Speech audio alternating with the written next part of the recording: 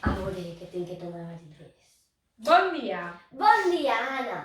Estàs nerviosa per aquesta entrevista?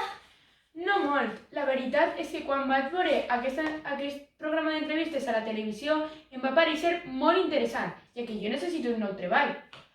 Bé, m'alegre molt. Tens alguna carrera universitària, per exemple? Sí, tinc una carrera universitària de biotecnologia i també un curs de microbiologia.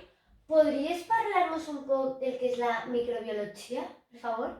Clar que sí, la microbiologia és la ciència que estudia els microorganismes, que són les formes de vida que no veu l'ull humà, com virus, bacteris, etc. I més o menys què tipus de treball estàs buscant, per a fer-me una idea? Pues jo estic buscant un treball a una empresa, ja que treballant a investigacions jo soles m'agobia molt. Ja que no t'agrada la investigació, tens alguna experiència treballant? És que com dius que no t'agrada, millor ho has descobert. Sí, el meu primer treball va ser una empresa anomenada Enolab, però poc després vaig rebre un contracte per a fer una tesi doctoral sobre la infecció d'ossos.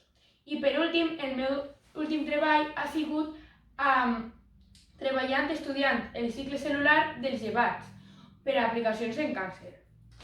La veritat és que tens un currícul molt interessant. I més o menys què busques? Una jornada completa o una mitja jornada? Per fer-me una idea. Jo busco una jornada completa, però poder acabar prompte per a poder veure els meus éssers estimats i ballar.